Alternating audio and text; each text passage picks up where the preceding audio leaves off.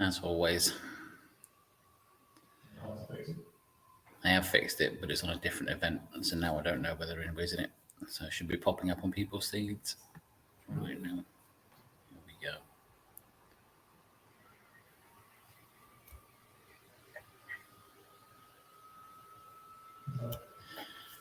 Cool. Well, I have 3 people.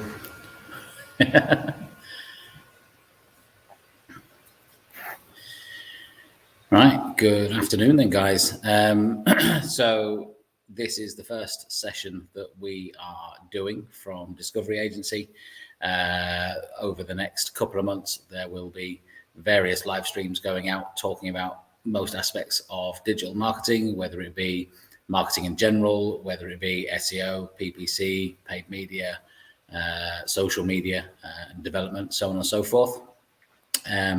But today, as we're the first one, we've already had a few questions through from a few people that have put notes on LinkedIn and Facebook. So thank you very much for those.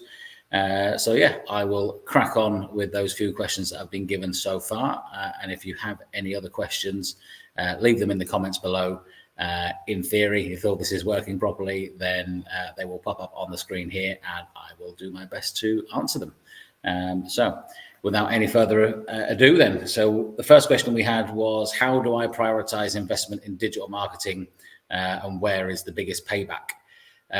So quite a big topic to talk about, really. But what I would say is that you have to analyze the various channels that you might want to go out over and see what kind of return you want to get from those. If it's an immediate revenue-based return, you might want to look towards paid media, so within PPC and paid social. When you're working with those channels, you are looking at it from a point of view of spending X amount out, and you can see from the analytics your return from that. So it may be a case of getting page likes, it may be a case of getting traffic to your site, it may be a case of revenue in at the other end, but it's very, very black and white in terms of you pay £10, you get £10 worth of traffic, and then it's down to your site to convert that. The other side of things is investing in the more organic and earned media side.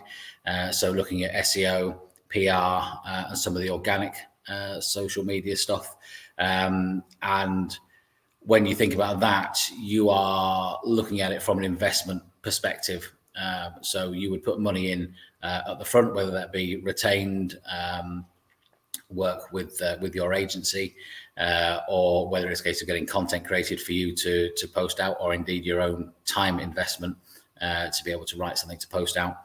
You're not going to get a return from that immediately. It's very unlikely you'll get a return from that immediately.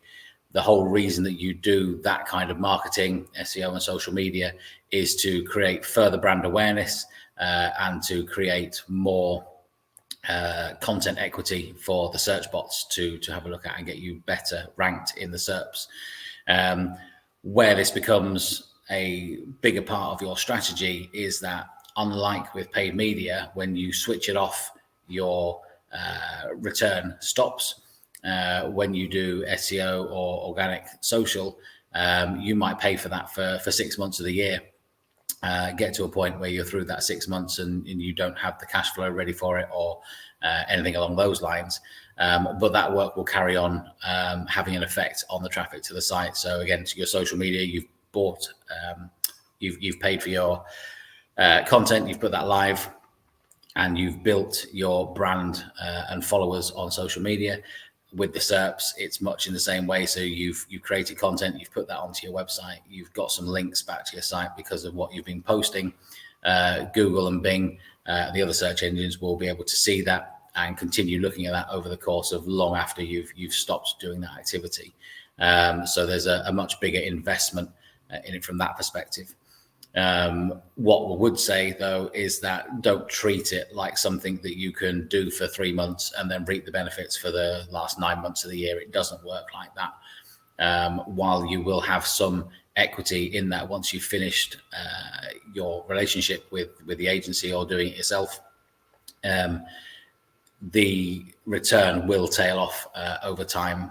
So really with SEO, with social media, it needs to be something that you are constantly doing as a brand. And that's not saying that you have to create an article a day and get that up onto your website. That's not realistic for a lot of people. However, going on social media and making sure you're posting on a regular basis, getting a blog post up once every week, once every 2 weeks, really shows the search engines that you are active as a brand, and that will do you a lot of favors in the long run.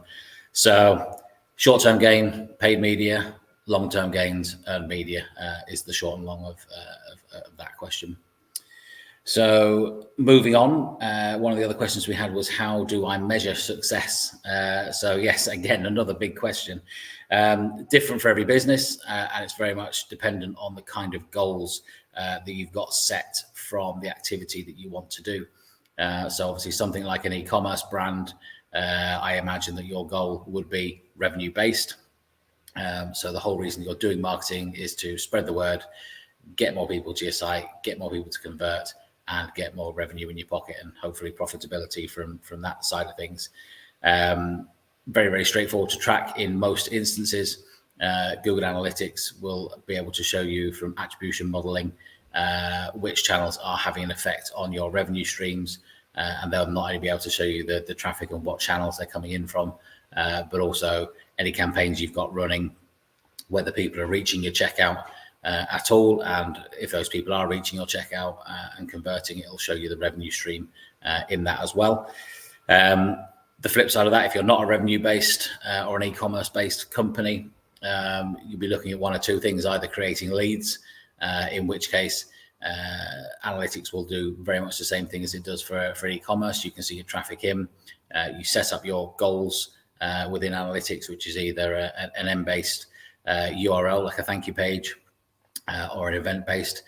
So one of your developers would be able to help you create events within analytics, so that when somebody does submit a form, you get that as a hit back in analytics, and you can see conversion rates from there. Or it might be complete brand awareness. So again, social media, PR often sits in that. How do you measure the success of a PR campaign? It's probably one of the woollier pieces, I suppose, but there are a number of tools out there that can measure your brand reputation, Brandwatch being one of them. They're quite expensive tools, but what they're able to do is see everywhere across the internet where your brand is being mentioned, whether it be on social media, whether it be in the news, whether it be in feeds, and it can report that back to you. Some of them also have offline facility as well, so they might be able to see whether you've been mentioned in print. So you'll be able to see from that you've spent X pounds in running the campaign, and those tools will be able to tell you not only how much traffic's been driven to the site, if any, from that, but also how much the brand's being talked about. And that's often the way that most PR campaigns are judged from an offline perspective or a brand building perspective. Obviously, from a social media perspective, you have access to Facebook analytics, Twitter analytics. They will be able to show you your growth within your social media platform.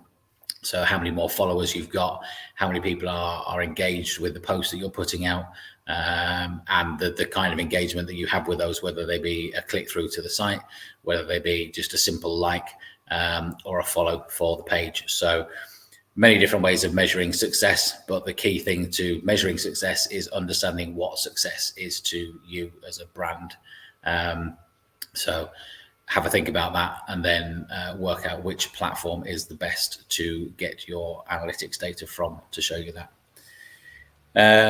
Going on after that, then, how do I choose between one punchy big investment campaign or doing it little and often? So again, there are two sides to this coin.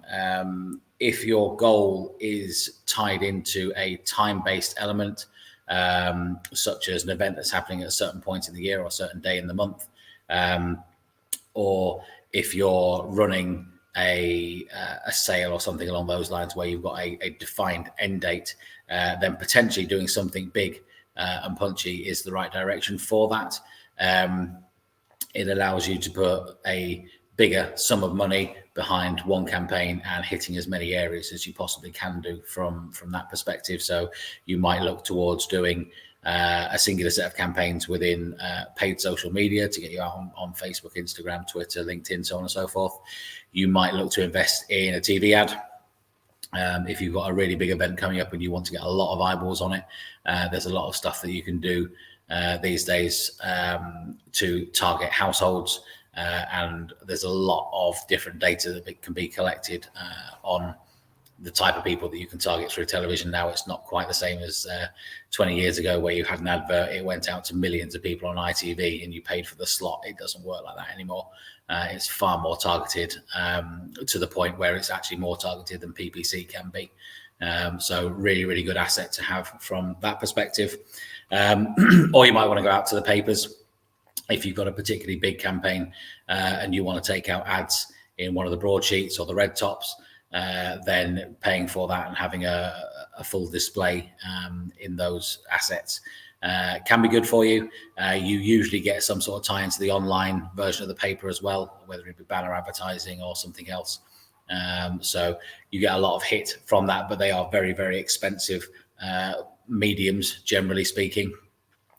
If your goal is to grow and grow month on month, then looking at little and often, or certainly often, is the better track for that. So again, all of those channels still apply. You can still do offline, you can still do TV, you can do paid media, you can do organic media, but it's a case of working out what your end goal is going to be, working out how much you're willing to spend to get to that end goal. So looking at your ROI and your return on ad spend, working out profitability within it, and then spreading that cost over whatever period that needs to run across.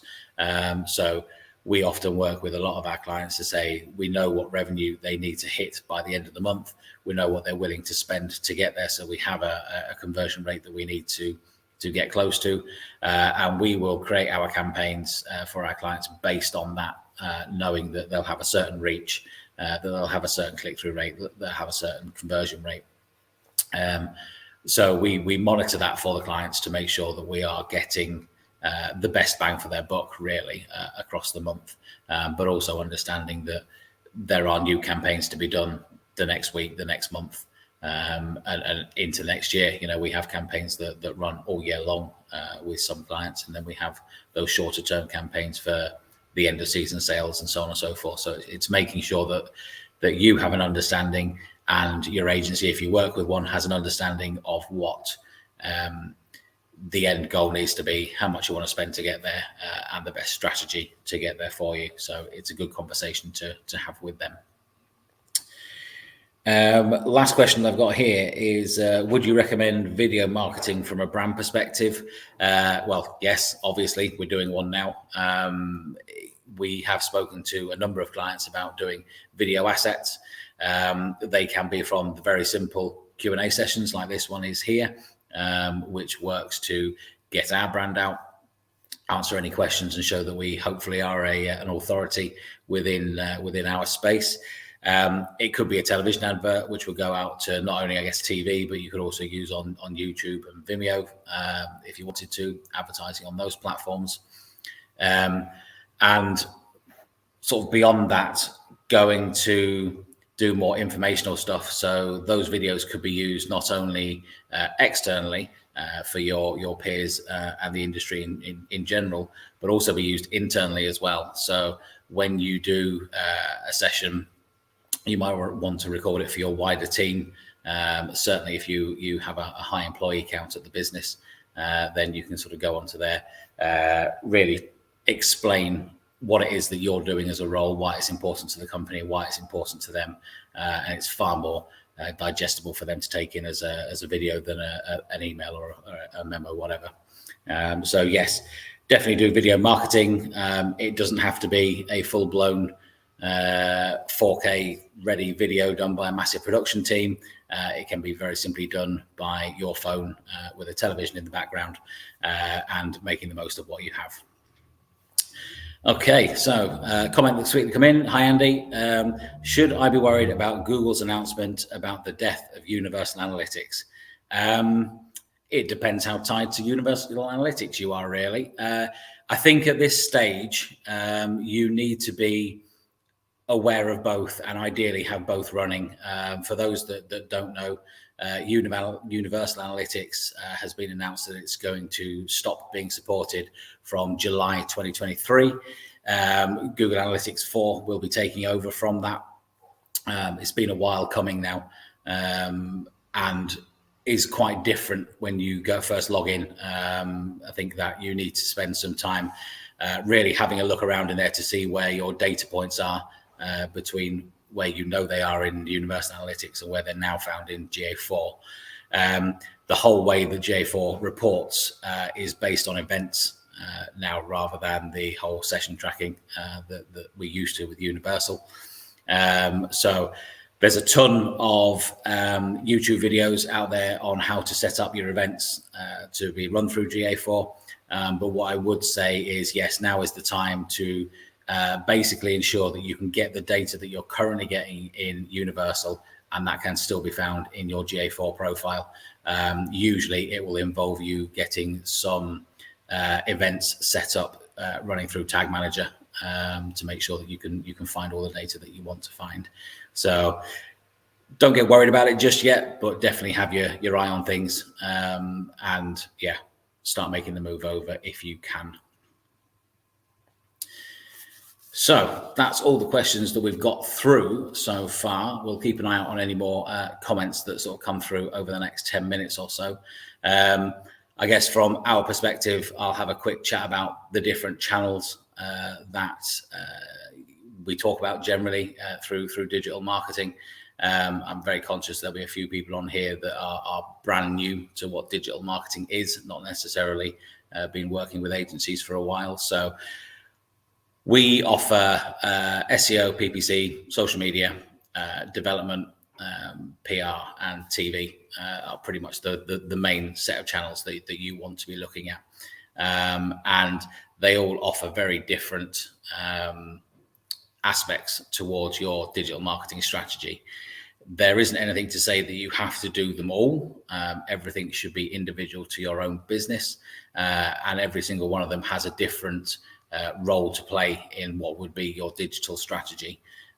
So starting at the top, really, if you have a web presence, you should be conscious at the very least about what SEO is. SEO, search engine marketing, is basically what you need to do to make sure that you can be found in Google's search results. It starts with the very basics of making sure that your website is compliant with what Google wants to see. It can be crawled, and that you're using the right keywords that people are searching for to be found as a business.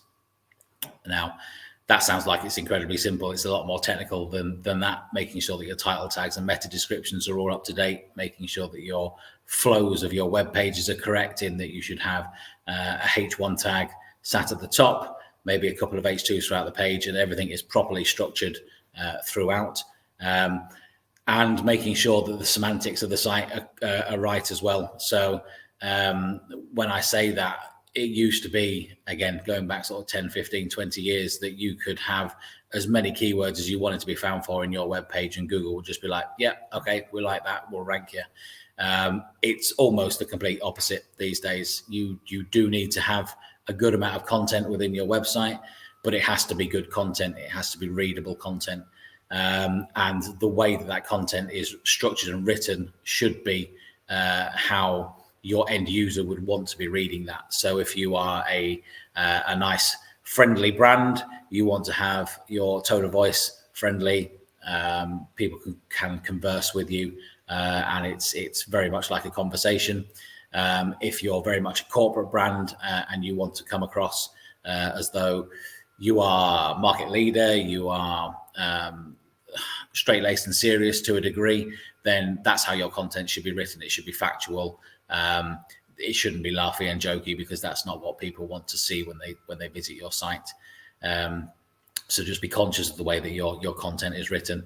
Again, there are many copywriters out there who you can have a conversation with. They should really be having a conversation with you to see who your brand is and what it's about. They should be taking the time to read your website in its current state, and then making suggestions to you as to how that content may wish to be written before they go ahead with any more content creation for you. Moving over to the paid side of things, PPC. Most of the time when we refer to PPC, people think of Google Ads, slightly wider than that because we do look after Bing as well. And I separate PPC out from paid media purely because PPC is very much dealing with the ad accounts for Google and Bing. Paid media very much deals with paid social media. So again, Facebook, Twitter, paid LinkedIn ads. So anything that you kind of see which sits within the Google platform. So whether it be the SERPs, the actual search results, whether it be videos on YouTube, whether it be banners that are sort of plastered around the websites that you've been visiting, all of those kind of ads are handled by the Google AdWords platform. And you basically pay a fee, which is usually either done on a cost per click or a cost per impression level if it's display. And Google will look at what you're trying to advertise, look at your website, look at how the categorizations behind your industry are, and they will have a pricing structure sat there in the back end of AdWords to be able to show you that for your £100 of spend, you are likely to receive X amount of visitors to your website. And obviously from that, you can work out using your own conversion rates, whether you're going to get any conversions through that and whether it's a decent return on revenue for you. Paid social works in very much the same way. Obviously the platforms are individual between Facebook, Twitter, LinkedIn, so on and so forth. But they all have their own sort of advertising platforms. They all do very much the same thing in that you put your money in at the front end of it, you create a set of ads, and those ads are designed there to drive an end result. The difference between the two mainly are that the Google PPC stuff will generally result in a visit to your website, whereas social media has a slightly wider remit in that it may be that they want you to start a conversation within Facebook Messenger. It may be that you're trying to get more likes for your brand on the social media platforms. It may be that you're wanting to very, very simply just get to as many people as you possibly can do in the hope that they're going to follow you. So different horses for different courses. Just be mindful about, again, going back to those original questions, think about what you're wanting to achieve, and don't be tied to a platform to be able to do that. There's no point in discounting PPC if all you're wanting to do is brand. Have a conversation with your agency, your mates, drop us a line. More than happy to give away a bit of advice there on how you should proceed and get the best bang for your buck.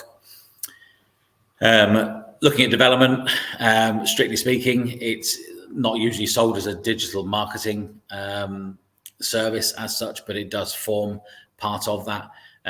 Any agency that is going to build you a new website really should be having digital marketing in the back of their mind, whether that be from a case of making the content easily accessible through the CMS, making sure the SEO elements are easily accessible through the CMS, and the ease to be able to put new pages together, which might be used as PPC or campaign landing pages that you might have up for a month or so and then take down for one reason or another.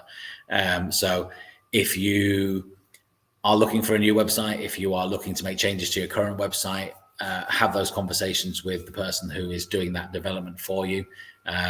Or if you're doing it yourself, have those considerations in mind at the time, making sure that, 6 months down the line, you might want to put together a new campaign or you might want to put a new page together. How easy is that going to be to do without having to go back through a development process as well? So I'd say, although strictly speaking, not a marketing channel, it's very, very important that it's set up correctly. It's also important that it's designed correctly. There is no point in spending all of that cash on your PPC, on your paid social, on your agency to get your SEO up and running, to get thousands and thousands of people hitting your site every day. But if the site isn't good enough to convert, then it's dead money. You need to be able to make sure that your design and UX is up to scratch. You need to make sure it is working and is responsive on mobile and tablets. You need to be conscious of browsers that it needs to work on. So a lot of people's go-tos are very simply sort of Chrome and Safari within OS X. But be aware about Edge, be aware about Firefox, be aware of the old iterations of Safari, because there will be users who are still using those old browsers, and you need to make sure that your site is working for all of those. If you're not sure about what browsers people are using to visit your site, there is an area in analytics that will show you that, and you can see what percentage of people not only are between desktop and mobile users, but also down to what browsers they're using. So have a look at that report and make sure that you're servicing all of those browsers that people are wanting to use. So, whistle-stop tour of digital marketing that was. I will stay on here for another couple of minutes just to see if any more comments come through, any more questions. But failing that, thank you very much for joining us. It's been a very, very quick 25 minutes.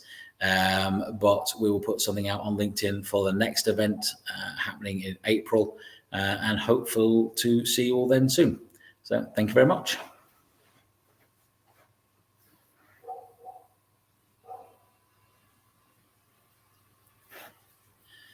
Okay, Andy, lots of great ideas here, but if I only had a limited budget to test, what would you recommend? What would the recommendation be? A quick hit test to test a market, or invest in something that may have a longer term drip feed? So what we generally tend to say to people here is, dependent on what the outcome is, or what the outcome you want it to be, either use paid search, PPC. PPC is fantastic to be able to test a market, especially if it's a case of working out what keywords are useful for you to use in SEO down the line. So we often suggest, when we take on a full digital marketing strategy with a client where we're going to be doing SEO and PPC, we'll front weight PPC for them, to get as much data in as quickly as we possibly can do, and then we'll take those learnings and stretch them out across the rest of the strategy. So in a nutshell, try paid search first, because that will have your quickest results, and then once you've got those results in, analyze them, work out which are the best means to go on. If you're happy with the results that you've been getting from paid search, keep that running and constantly feed those results into your SEO strategy, into your social media strategy, and it will gradually grow bigger and bigger and bigger over time. Okay.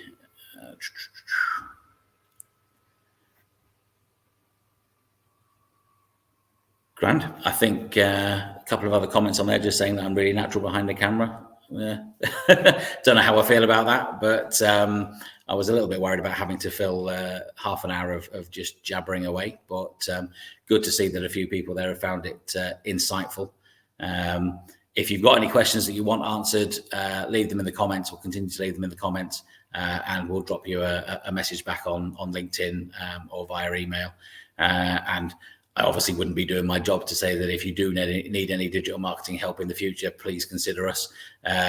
We are relatively new in our marketplace. We're 18 months old now, so we are always looking for the next client to work with. We're very, very excited with what the next year is going to hold for us. So yeah, thank you for taking part, and we'll see you all soon. Thank you. Goodbye.